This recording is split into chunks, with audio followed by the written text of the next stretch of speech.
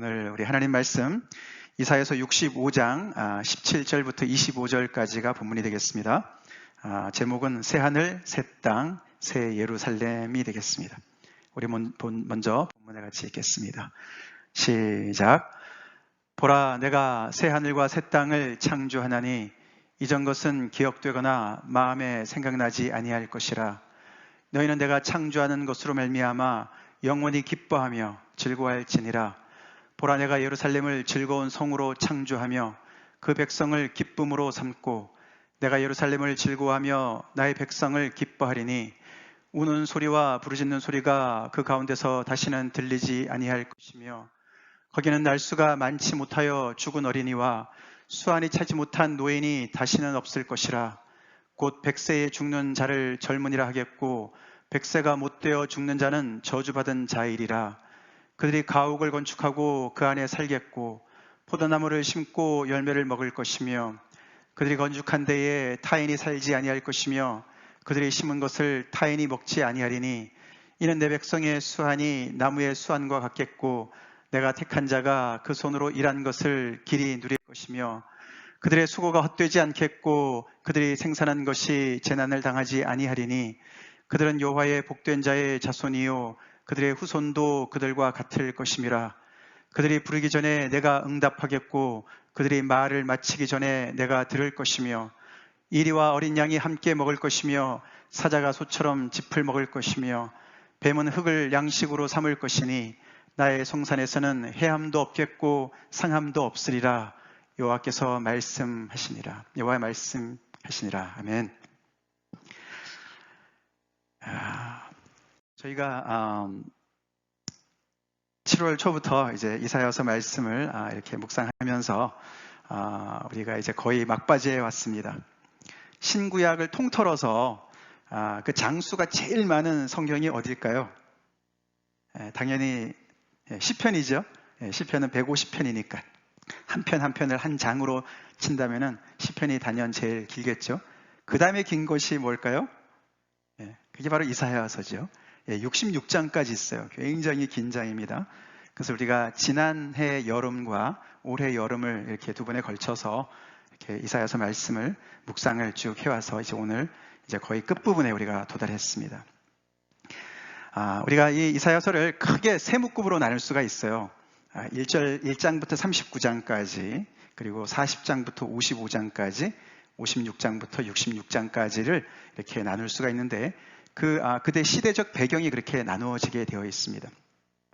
이사야 혼자서 썼다고 볼 수도 있겠고 아니면은 그 계속 이사야를 통한 어떤 그 선지자들의 어떤 공동체가 나중에 썼다고도 볼 수가 있겠습니다만 그렇게 그건 중요한 것이 아니고 계속해서 이 1장부터 39장은 이사야 시대 때 이 남유다가 멸망하기 전에 하나님께서 계속 그들에게 심판의 경고의 메시지를 전해주셨습니다.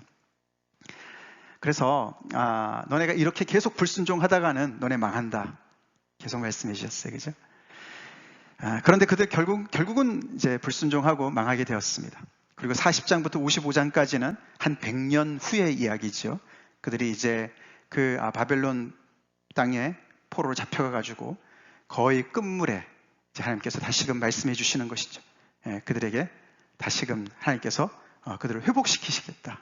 다시 예루살렘으로 이스라엘로 다시 돌아오게 해주시겠다는 그런 약속의 말씀을 해주시는 부분이고 56장부터 66장은 우리가 지난주에 잠깐 살펴봤지만 이제 다시 돌아온 이스라엘 백성들이 믿음의 공동체를 재건하는, 다시 세우는 그런 이제 여러 가지 이야기들이 이렇게 집약되어서 나오는 부분이죠. 그래서 우리가 각각 묶음에서 가장 대표적인 말씀을 좀 하나씩 골라본다면 1장부터 39장은 단연코 7장 9절 말씀이라고 볼 수가 있겠습니다. 7장 9절에 굳게 믿지 않으면 굳게 서지 못하리라. 이런 말씀이 나오죠. 굳게 믿지 않으면 굳게 서지 못하리라. 이사야 선지자가 누구한테 얘기한 거죠? 아하스 왕한테 얘기했어요. 그 당시에 남유다가 그 인근 이웃 나라들에게 너무 등살에 아주 못 이겨서 너무 힘든 상황이 있었습니다. 북이스라엘이 옆에 아람 나라 시리아랑 손을 잡고서 쳐들어온다는 소식에 그들이 너무너무 두려워서 막 살림이 바람에 떨듯이 그렇게 마음이 떨렸다. 그런 표현이 나오는 곳이 아닙니까? 그런데 그때 이사야 선지자가 그 왕에게 굳게 믿지 않으면 굳게 서지 못할 것이다. 굳게 믿어야 된다. 하나님을 믿으면 저들은 그냥 연기 나는 두 부직갱이에 불과하다. 금방 망할 거다. 두려워하지 말아라. 그렇게 말씀을 하셨어요. 근데 아하스가 아수르를 찾아가지 않았습니까? 그렇게 해서 그들은 망했어요. 40장부터 55장에서 대표적인 말씀은 뭘 것 같습니까? 여러 개로 우리 찾을 수 있겠지만 우리 지난 7월 초에 시작했을 때 제목이었던 너희의 하나님을 보라. 너희 하나님을 보라. 포로 생활에서 거의 70년 동안 너무너무 절망에 빠져있는 그들에게 이제 너희들 현실만 그렇게 보지 말고 바벨론의 제국의 그 위대함을 보지 말고 바벨론의 그 모든 우상들을 보지 말고 너희 하나님을 보라. 아멘? 너희 하나님을 보라. 그렇게 말씀을 해주신 그 이야기로 필두로 시작해서 쫙 말씀이 선포되었습니다. 그렇기 때문에 하나님께서 너희들을 능히 구하실 거니까 너네는 바벨론에서 나와라. 믿음의 행보를 걸어라. 그렇게 강력하게 말씀을 해주셨죠. 56장부터 66장에서는 오늘 본문이라고 할 수가 있겠습니다. 오늘 본문이 가장 대표적인 그 문단에서 가장 대표적인 말씀이라고 볼 수가 있겠는데요. 새 하늘, 새 땅, 새 예루살렘. 그렇게 해서 지금 믿음의 공동체를 재건하느라고 너무 애쓰고 있는 이 사람들, 이스라엘 백성들. 와보니 너무나 척박한 현실밖에 없고 그렇죠. 그냥 황폐한 곳밖에 안 보이고 또 자기들뿐만 아니라 거기에 또 남아있었던 사람들하고 여러 가지 그런 신앙의 여러 가지 격차가 많고 이견차도 많고 혼란도 많이 있고 이런 상황 속에서 하나님께서는 이렇게 그들에게 미래를 제시하시는 거예요. 너네 힘들지? 혼란스럽지? 그렇지만 내가 새하늘과 새 땅과 새 예루살렘을 만들 거야. 창조할 거야. 그렇게 하나님께서 분명한 미래의 픽처를 보여주시는 거예요. 그래서 그 혼란스러운 공동체에게 소망을 주는 그런 메시지라고 볼 수가 있겠습니다. 그래서 이사야서 전체를 우리가 이렇게 좀 하나로 이렇게 묶어본다면 이렇게 표현할 수가 있어요. 창기가 헵시바로, 황무지가 뷸라로 바뀌었다. 좀 우리가 자주 안 듣는 표현들이 나오죠. 헵시바, 뷸라. 이사야서 62장에 나오는 말이죠. 창기라는 표현은 1장 21절에 나왔었습니다. 이사야서 1장 21절에 신실하던 성읍이 어찌하여 창기가 되었는고.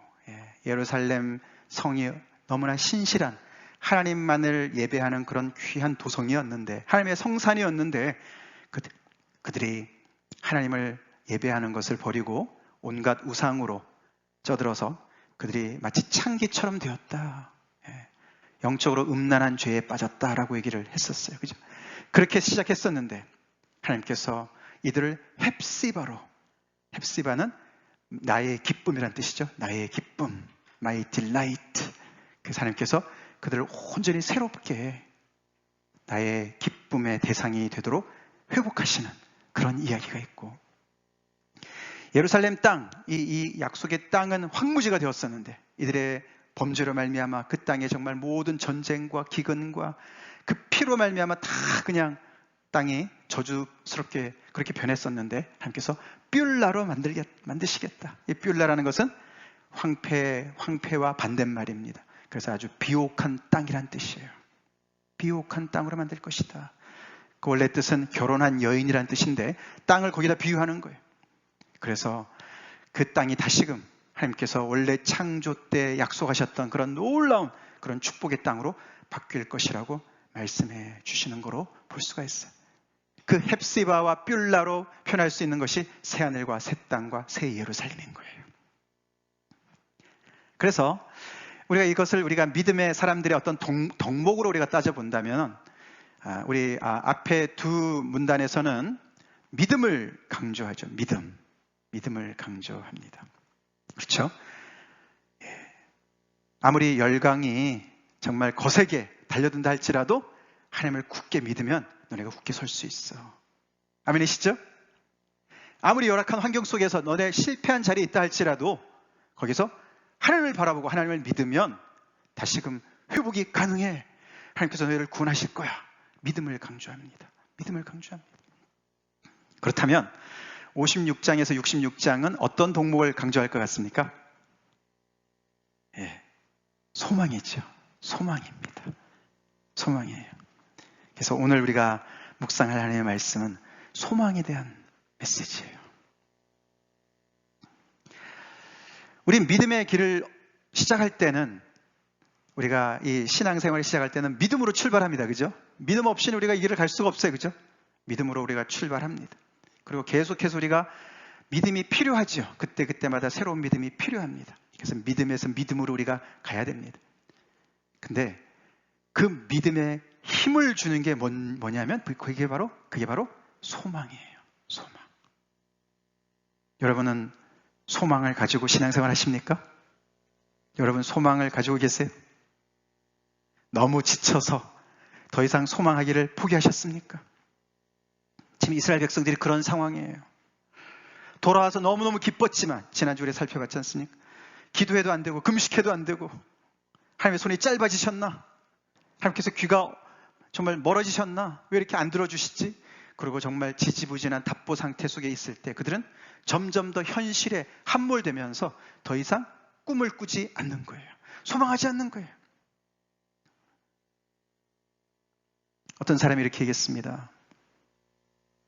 신자들이, 빌리버들이, 믿는 자들이 지을 수 있는 가장 큰 죄악은 소망하지 않는 것이다. 그렇게 얘기했어요.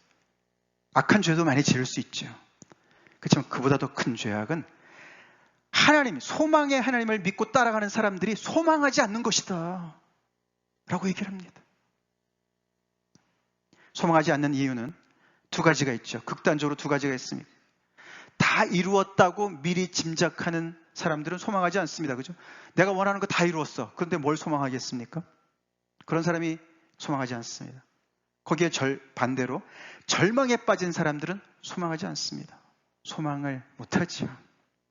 해도 안 된다.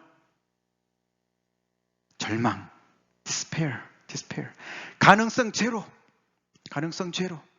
하나님이 오셔도 안 돼. 라는 절망 속에 갇혀있는 상황을 얘기합니다. 그 백성들한테 하나님께서 오늘 이 소망의 메시지를 전달해 주시는 거예요. 여러 면에서 저도 이렇게 새벽 예배 때도 쭉 계속 말씀을 전했고 여러분 또 이렇게 들으시는 줄 아는데, 전하면 전할수록 그 포로에서 돌아온 사람들의 그 입장이 우리 교회의 입장과 너무 비슷하지 않습니까? 그죠? 너무 비슷해요. 우리도 이미 얻은 구원이 있지만 이루어가는 구원이 있어요. 그죠? 이미 임한 하나님도 있지만 우리가 바라보는 하나님이 있어요. 완성될 하나님의 나라가 있습니다. 그렇죠? 그렇기 때문에 비슷해요. 그래서 우리 또한 소망이 없으면 우리는 믿음의 길에서 지치고 영양실조 걸리고 주저앉습니다. 오늘 말씀을 통해서 우리 한 분 한 분 소망을 회복합시다. 소망의 하나님을 믿는 사람으로서 우리는 어떤 상황 속에서도 소망을 가질 수가 있는 것을 우리가 꼭 말고 우리 오늘 말씀을 잘 들어봅시다. 그래서 오늘 본문이 새 일을 행하시는 창조주 하나님 이야기입니다. 사실 오늘 본문은 이단들이 굉장히 잘못 풀어서 이래저래 뭐 신천지, 한국에서도 얼마나 지금 난립니까? 새 하늘과 새 땅, 그게 그 한문으로 하면 신천지 아닙니까? 그죠? 신천지. 자, 그렇게 좀 어려운 사실 본문이기도 합니다. 그러나 오늘 이 본문이 과연 예를 들어서 우리가 요한계시록 21장에도 새 하늘과 새 땅이 나옵니다. 그렇죠? 거기랑 같은 것을 얘기하는 건가? 다른 것을 얘기하는 건가? 이것을 얼마나 우리가 문자적으로 이해를 해야 될 것인가? 이제 그런 여러 가지 잘 풀리지 않는 부분들이 있습니다만, 그런 거 잠깐 뒤로 하고 우리 그냥 하나님께서 새롭게 행하실 그 일에다 초점을 맞춥시다. 하나님께서 이런 일을 하신다는 그 약속에 우리가 초점을 맞추자고요. 그래서 이분은 창조주 하나님이신데, 창세기 1장에서 창조하셨는데, 하늘과 땅을 다 만드셨는데, 또다시 오늘 보니까 이렇게 새 하늘과 새 땅을 만드셨어요. 창조하신다고 말씀하시는 거예요. 보라, 내가 새 하늘과 새 땅을 창조하나니. 사람들의 죄악으로, 부르짖음으로 정말 사무친 그 하늘이 사라지고 하나님께서 새로운 산을로, 새로운 하늘로, 하나님과 막힘이 없는 교제가 가능한 하늘로 바꾸시고, 피로 얼룩진 저주받은 그 땅을 하나님께서 새로운 땅으로, 생명이 가득한 녹색의 땅으로 이렇게 창조하신 거예요. 창조하시기도 말씀하시는 거예요. 오늘 본문을 들어가기 전에 우리는 좀 한두 가지를 더 살펴봐야 됩니다. 이런 메시지, 하나님께서 새로운 일을 행하신다는 메시지는 처음 등장한 게 아닙니다. 그렇죠? 이사야서에서 볼 때 우리가 군데군데 많이 나왔습니다. 많이 나왔어요. 그 중에 딱 두 부분만 살펴본다면은, 먼저 우리 2장 1절부터 4절에 보시면은 거기 그런 말씀이 나왔습니다. 2절에 말이래 여호와의 전에 산이 모든 산 꼭대기에 굳게 설 것이요. 그래서 이 예루살렘 산이 모든 산보다도 더 우뚝 설 것이다 말이래. 그래서 많은 백성들이 거기에 가면서 오라, 우리가 여호와의 산에 오르며 야곱의 하나님의 전에 이르자.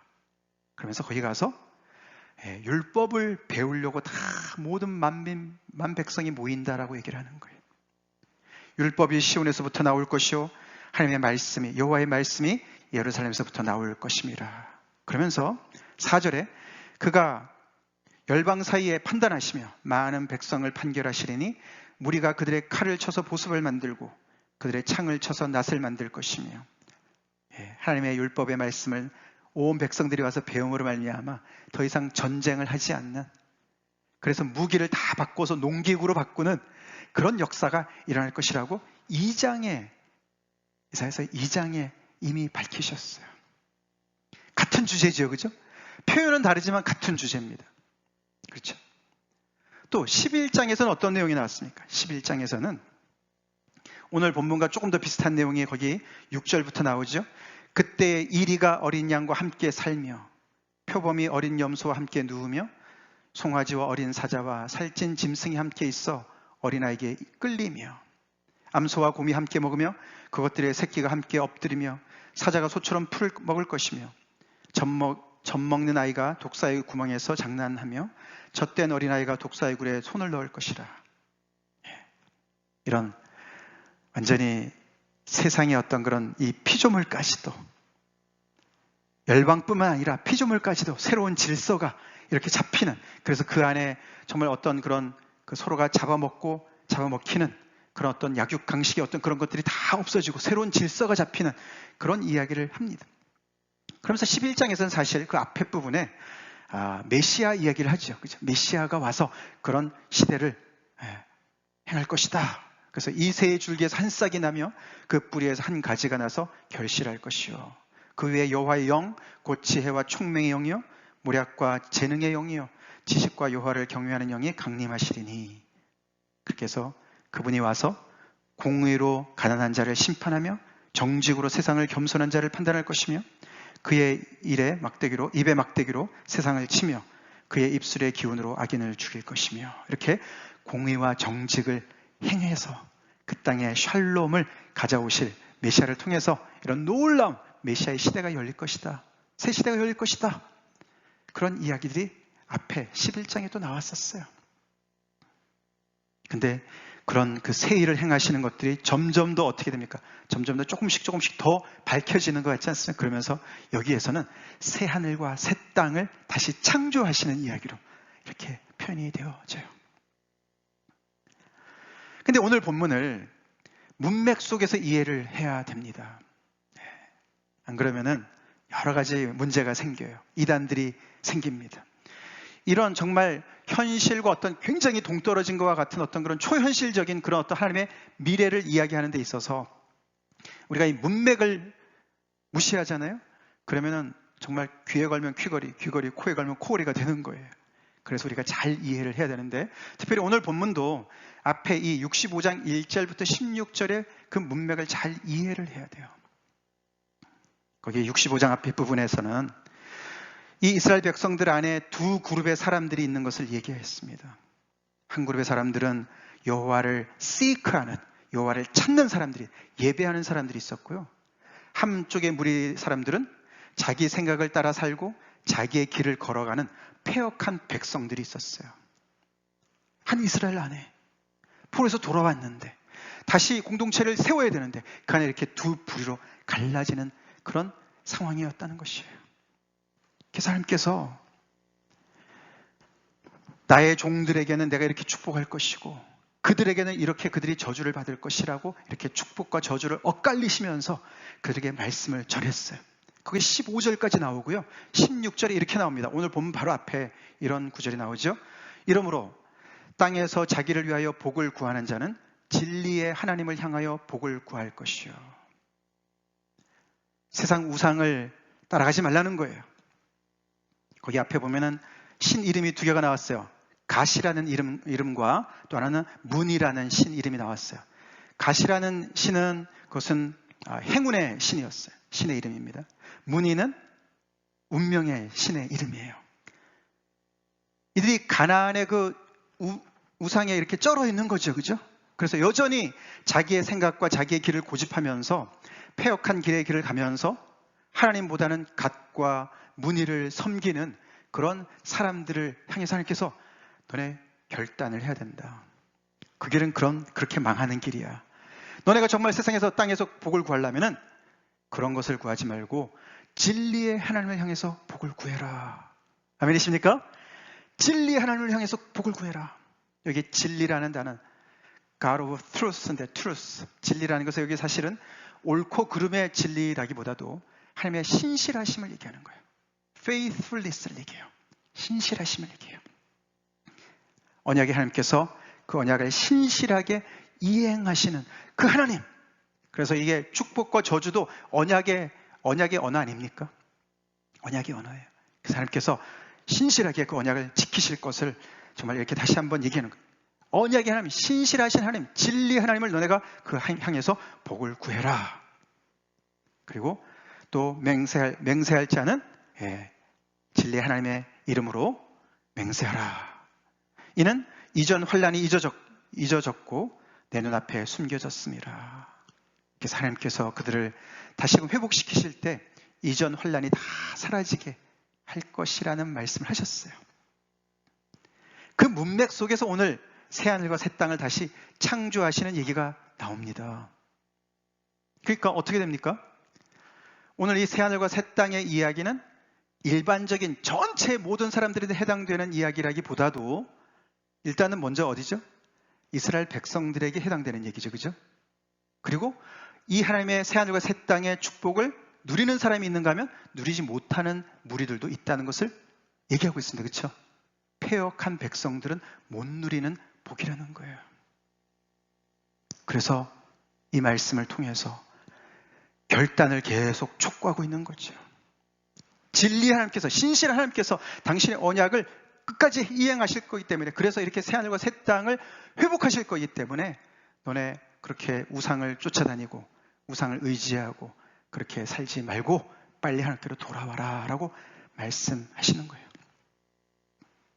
자, 이런 우리가 배경을 가지고 오늘 말씀을 묵상해 보겠습니다. 자, 하나님께서 새하늘과 새 땅을 창조하셨다고 했는데 조금 지나가 보니까 어떻게 됩니까? 이전 것은 기억되거나 마음에 생각나지 아니할 것이라 새하늘과 새 땅을 창조해서 너무너무 좋으니까 이전의 모든 그 힘든 것들은 다 잊어질 것이다. 생각도 안 날 것이다. 하나님께서 새 일을 행하시면 그렇게 될 줄로 믿습니다. 아멘. 여러분 지금 많이 어려우시죠? 어려운 거 많이 있으시죠? 하나님께서 새 일을 행하실 때 이렇게 생각도 안 나고 기억도 안 나는 그렇게 될 줄로 믿습니다. 그렇게 새 일을 능히 행하실 수 있는 창조주 하나님이시죠. 18절에 너희는 내가 창조하는 것으로 말미암아 영원히 기뻐하며 즐거워할지니라. 그래서 너무나 기쁘고 즐거운 그런 정말 하나님의 놀라운 역사를 이루실 거라고 말씀을 하시면서 보라, 내가 예루살렘을 즐거운 성으로 창조하며 그 백성을 기쁨으로 삼고 이렇게 나와요. 그래서 새하늘과 새 땅이 결국은 새 예루살렘으로 집약이 돼요. 집약이 돼요. 천지를 새롭게 하신다고 그랬는데 그 천지 속에서도 하나님의 관심은 예루살렘에 꽂혀 있어요. 이스라엘 백성들에 꽂혀 있어요. 하나님의 언약을, 율법을 주신 그 백성들에게 꽂혀 있습니다. 그래서 하나님께서 이 예루살렘을 새롭게 하시겠다고, 지금 다시 돌아와서 공동체를 세우려고 너무너무 애를 쓰는 그들에게 내가 이 새 예루살렘을 새롭게 할 거야. 그렇게 말씀을 하시는 거예요. 물론 이 새 예루살렘이 확대 해석도 가능하겠지만 우리가 뒤로 하고 먼저 우리가 이 본문의 이사야서의 문맥에 맞춰서 생각을 해보겠습니다. 자, 하나님께서 그래서 그것을 아까도 봤지만 창기와 같은 신실한 그 성읍이 정말 변질되어서 창기와 같이 바뀌었는데 그래서 하나님께서 즐거운 성으로 창조하시겠다. 헵시바로 창조하시겠다. 그렇게 말씀을 하시는 거예요. 우리가 지난주에 봤을 때는 하나님께서 너네가 공의와 의를 행하라 명령도 하시고 내가 곧 너네에게 그렇게 또 공의와 구원을 베풀 것이다 약속도 하시고 그렇게 해서 어떻게 보면 합작품으로 말씀하셨는데 오늘은 하나님께서 일방적으로 얘기하세요. 그죠? 내가 창조할 거야. 창조할 거야. 하나님께서 하시겠다고 말씀하시는 거예요.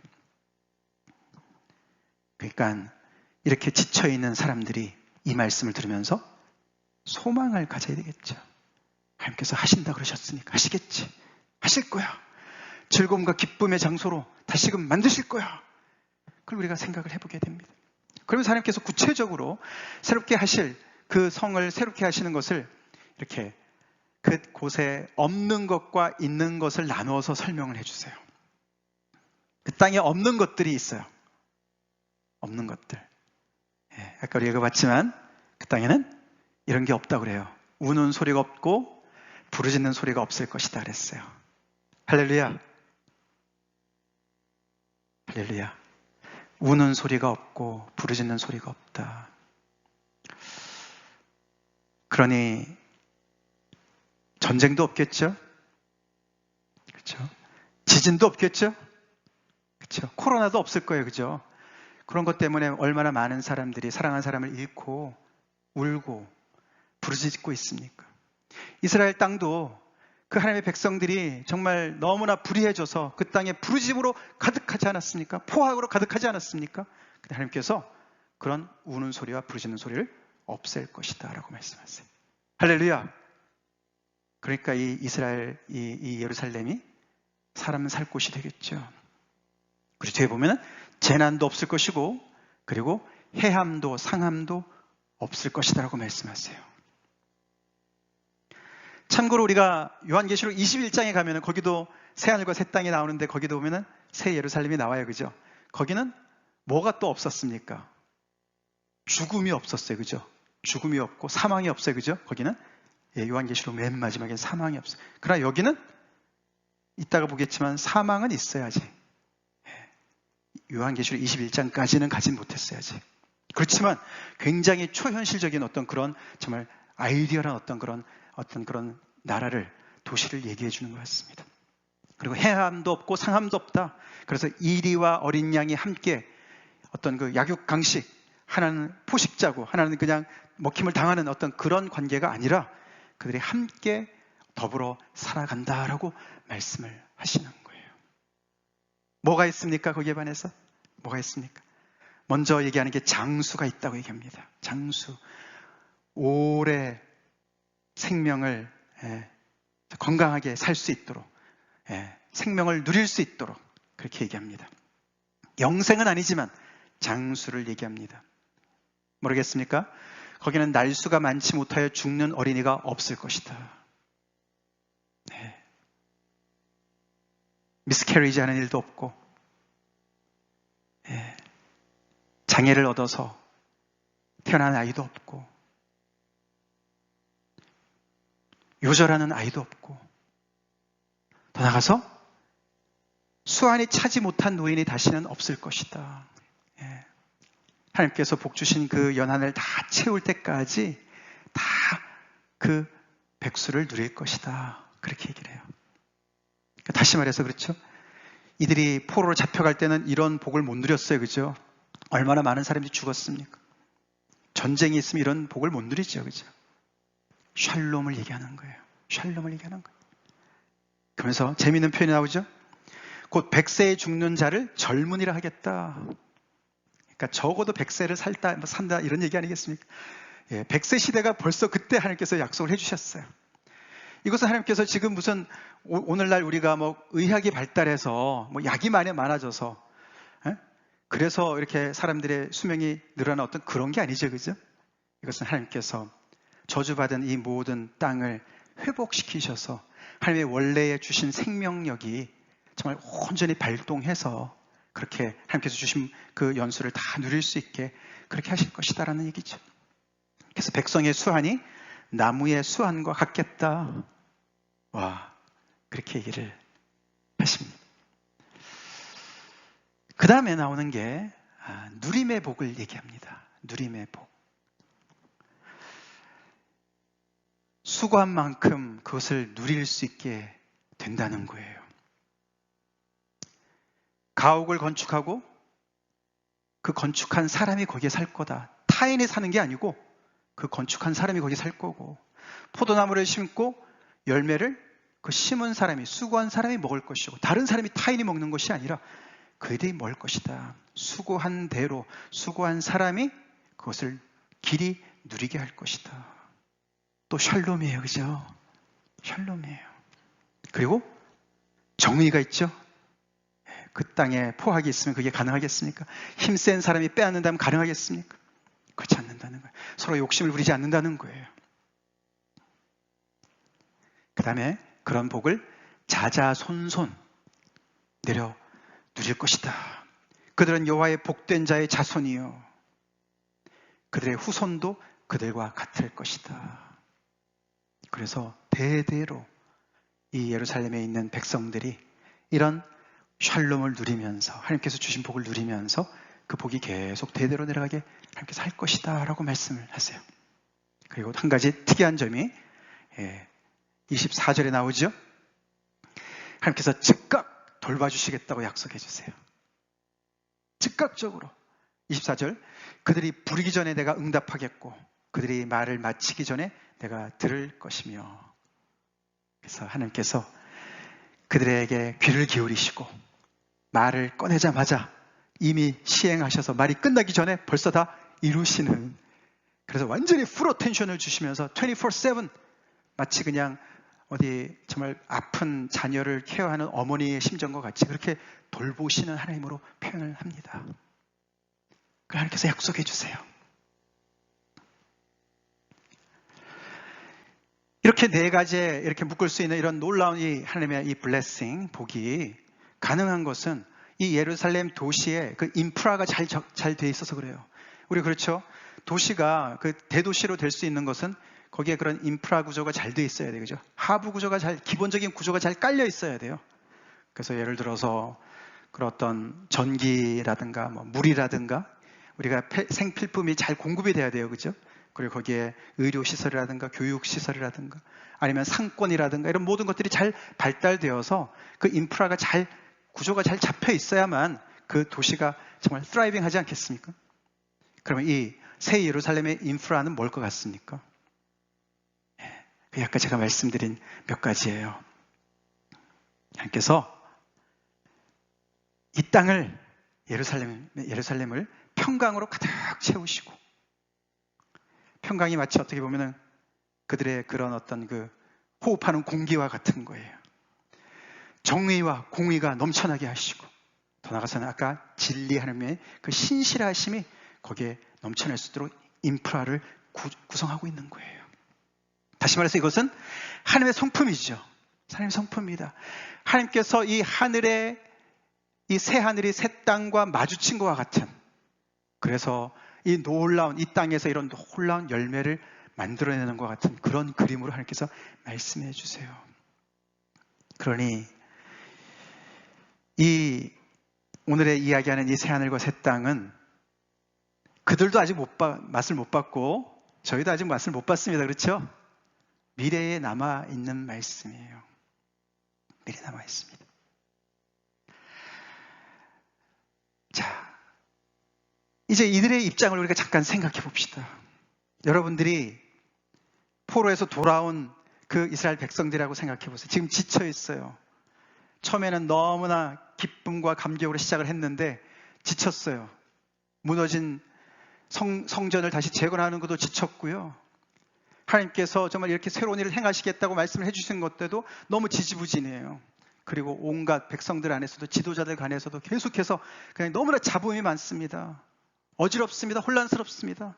그런 상황이 있어요.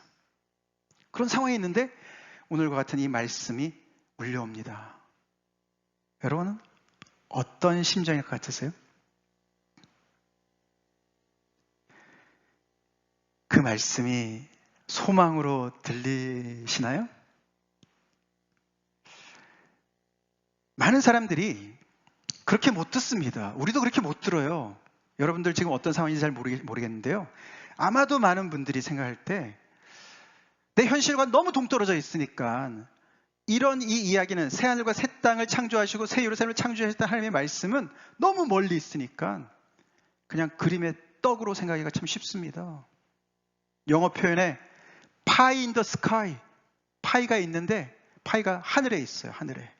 내 한테 옆에 가까이 있어 내가 먹을 수 있는데 아무런 소용이 없어요. 그렇게 들리지 않습니까? 그래서 이런 이야기를 들으면 더 디프레스 되지 않습니까? 그만큼 우리가 소망할 줄 모르는, 그렇게 우리의 믿음이 바닥을 치고 있는 그런 상황인 거예요. 만약에 그렇다면 그 당시 많은 이스라엘 백성들이 그렇게 받았을 것입니다.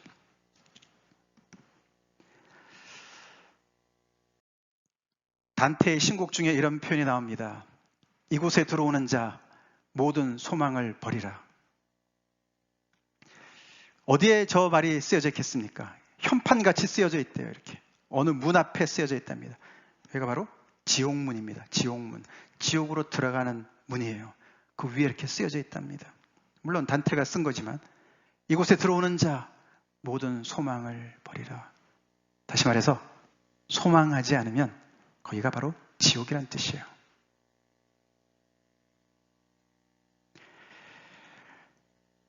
소망은 우리를 연약하게 하지 않습니까? 소망은 우리를 현실 도피하게 하지 않습니까? 소망은 마치 아편과 같이 무슨 희망 고문이라는 말도 있듯이 말이죠. 맨날 좋은 말만 하는데 오질 않아요. 그래서 너무너무 우리를 현실을 막 살게 하지 않습니까?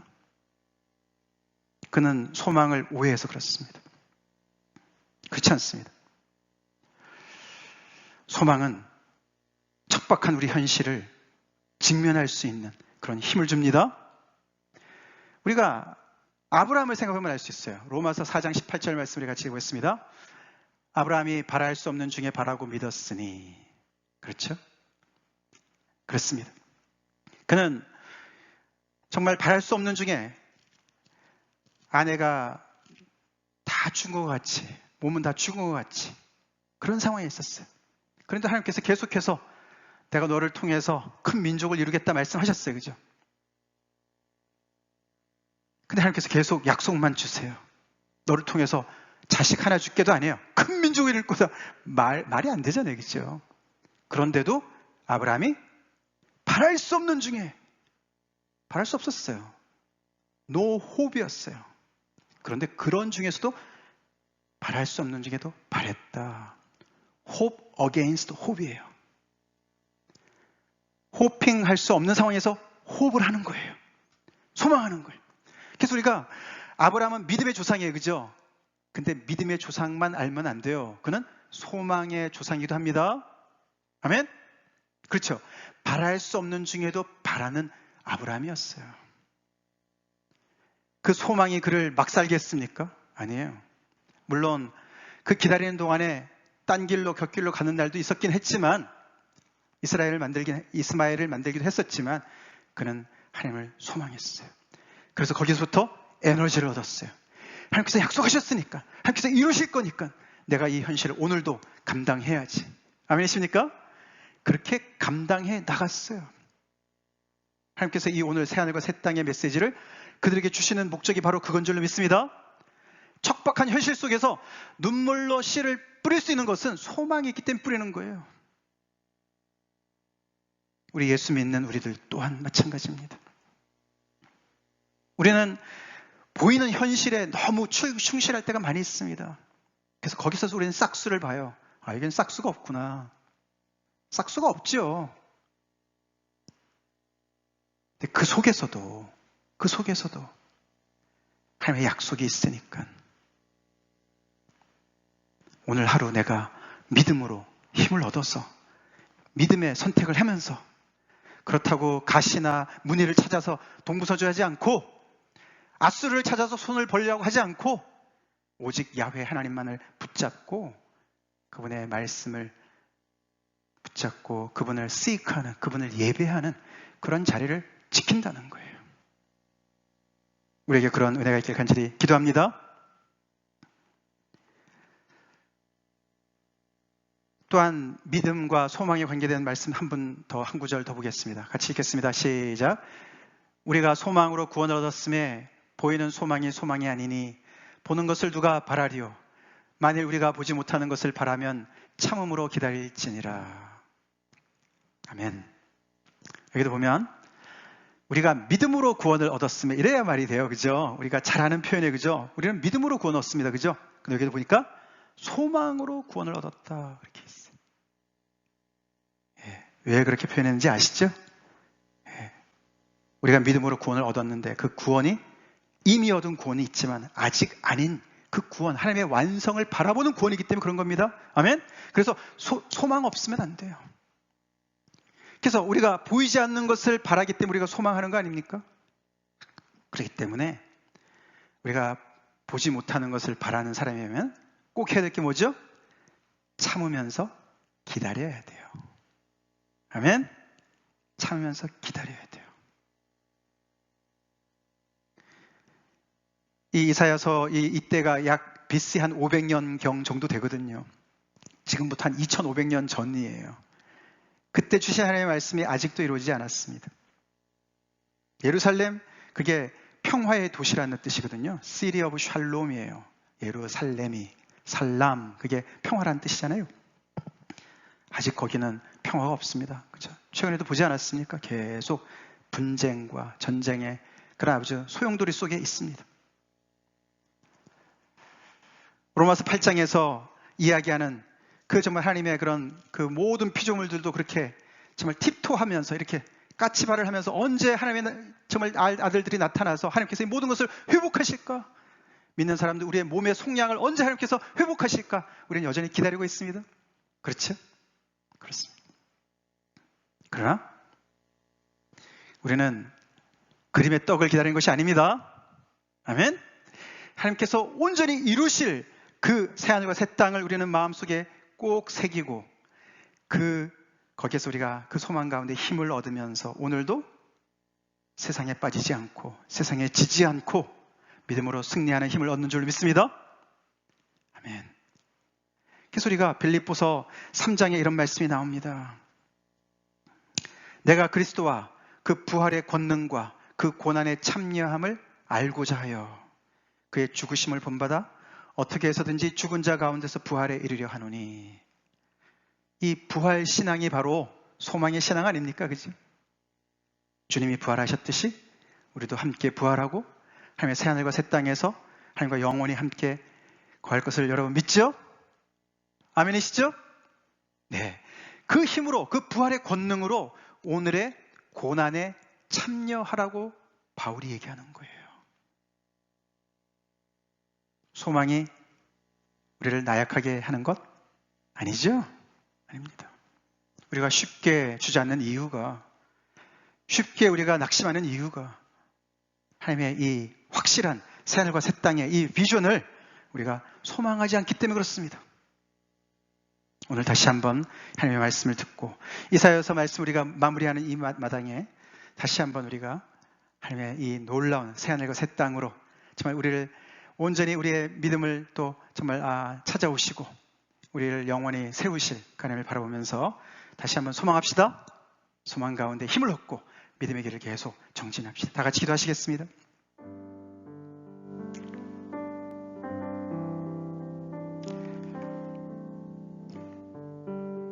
오늘 이 하나님의 말씀을 그 당시에 이스라엘 백성들이 미래에 일어날 일이지만 하나님께서 이루실 그것을 믿고서 미리 앞당겨서 하나님께서 이루실 평강과 정의와 공의와 신실함을 그들이 백성으로 먼저 삶에서 실행했으면 얼마나 좋았을까.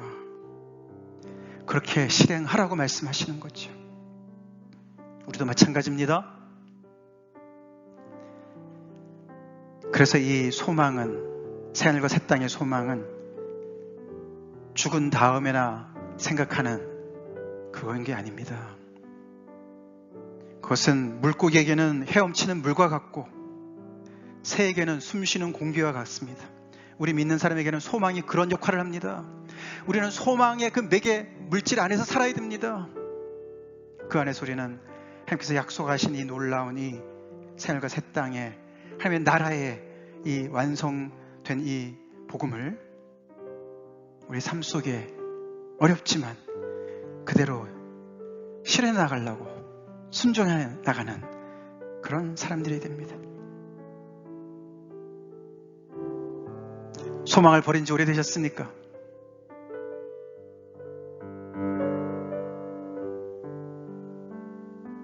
하나님 안에서 소망하십니까?